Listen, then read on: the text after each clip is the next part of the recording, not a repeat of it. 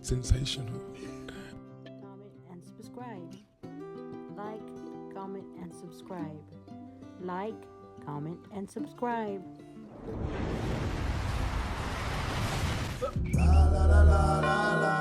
I love junk first.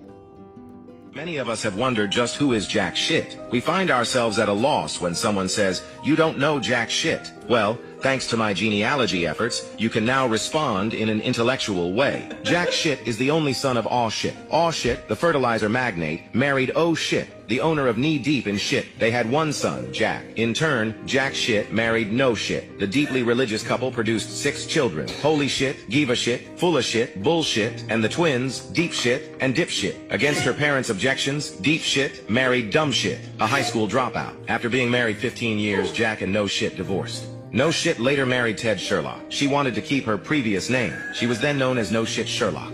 Meanwhile, Dipshit married Loda Shit, and they produced a son with a rather nervous disposition named Chicken Shit. Bullshit, the prodigal son, left home to tour the world. He recently returned from Italy with his new Italian bride, Pizza Shit. Now when someone says, "You don't know jack shit," you can correct.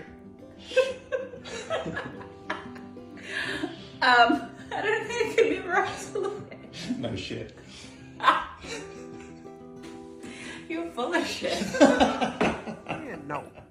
Y'all need to really understand this. Men know. Really? We know if you're the one or you're not. Now we can string you along if you're not, but we know. We know. Ain't no. We've been dating for 8 years and we not sure. Men, y'all need to stop this. Men know.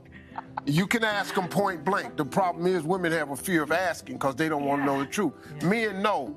It don't take us a year. I knew that she was the one when she did this. My wife and I have been married for 10 years now, and when we first met, we were actually dating different people at the time. We started getting a lot closer. We broke up with the other people that we were with, and I realized that some of my actions and what I was doing was not in line with my values, specifically my faith. Keep in mind, I had just broken up with the person that I was with. She had just broken up with someone that she was with in the hopes of like, hey, we're gonna come together and be in a relationship. But I realized that I was not in a position to be the man that was worthy of her. And so I went to her and told her, I can't be with you. This was the scariest moment of my entire life because I knew at that point that I loved her, but I also knew and was willing to give her up, knowing that she could go anywhere else. She could say, screw you, I'm gonna go be with somebody else, I'm gonna go back to my ex, do all that stuff. But then she shocked me. She said, okay, I'm in. And when she said that, I immediately knew that she was the one. 6 months later, we were engaged. 8 months later, we were married, and we've been happily married for 10 years, 2 beautiful kids, and she is by far my best friend. I was just watching this podcast that someone had posted on Facebook, and it's a clip of 2 women and a guy, and the 2 women are going on and on about how there's no good men, like there's not a lot of good men around, and he's going off on them saying there's good men everywhere. There's good men at the gas station, they're walking past you down the street, they're getting on elevators, they're at work, they're everywhere. And he said something that just really smacked him upside the head, and he was like, but the honest truth is they're not looking for you. And I was like, damn, you know what? I agree with him. The reason why good guys aren't looking for women like that is because men don't want to deal with a woman where it's got to be a constant battle of him having to prove himself that he's a good man, or that they have this negative outlook on men in general. And the reason I know this is because I feel the same way when it comes to men who constantly complain about where are all the good women. Women aren't what they used to be. Like a man that is just constantly putting out negative comments about women in general.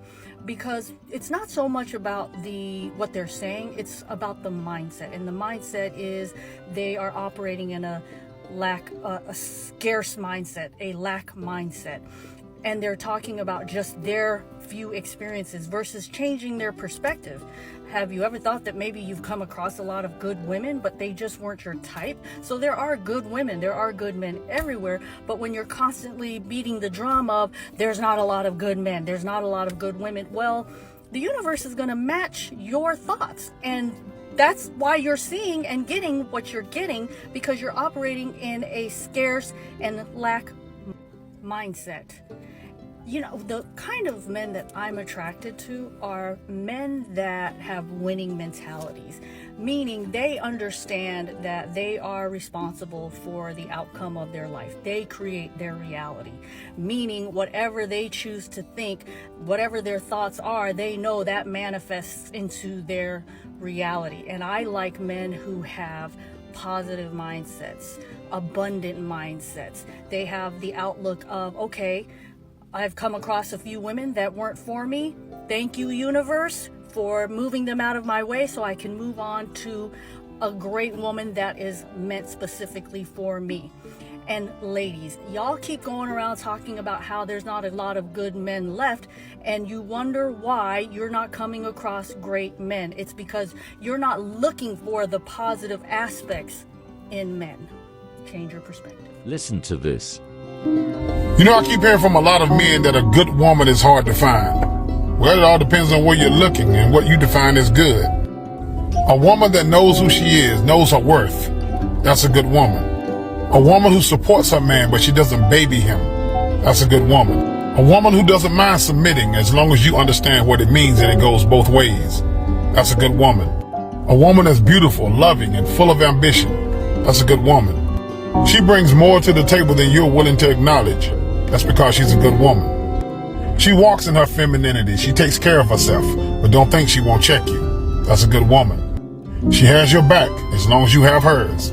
That's a good woman. She knows who she is and she walks with confidence. That's a good woman. She expects you to be everything God called you to be, and she will hold you accountable.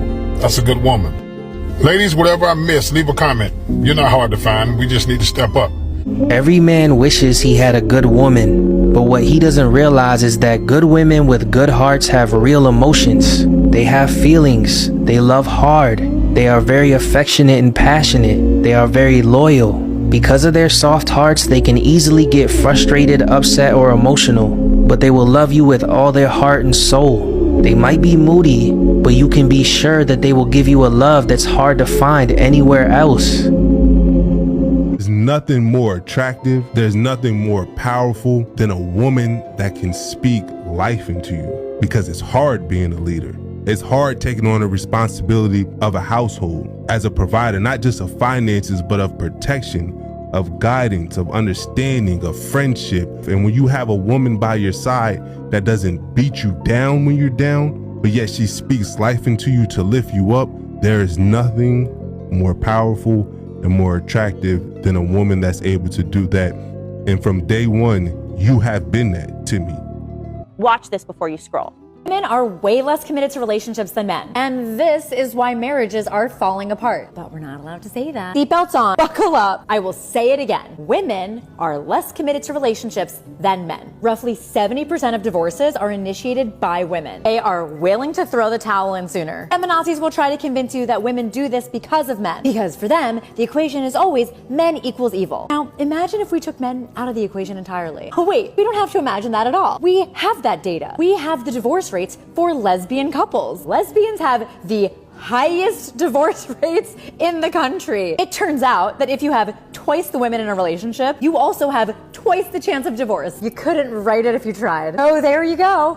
All right, let's dive into that stat. 70% of divorces initiated by women. It's a number that gets thrown around a lot, and it's true, but it doesn't tell the whole story. Why are more women initiating divorce? It's not as simple as saying women are less committed. Maybe it's because women are often the ones who reach a breaking point in intolerable situations, or perhaps it's about seeking happiness and fulfillment outside of unhealthy relationships. This statistic could reflect a society where women feel empowered to leave bad situations, not necessarily that they're less committed to marriage. Instead of focusing on who files for divorce more, we should be asking why these marriages are failing in the first place. Let's address the root causes: communication breakdowns, financial stresses, infidelity, and so on.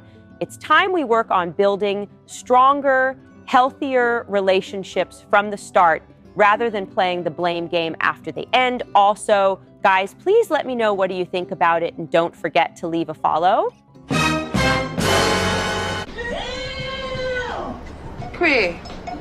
Bye, Felicia. Be the best you can be. Love your family, love your friends. spread love, not violence, not this virus. As always, peace.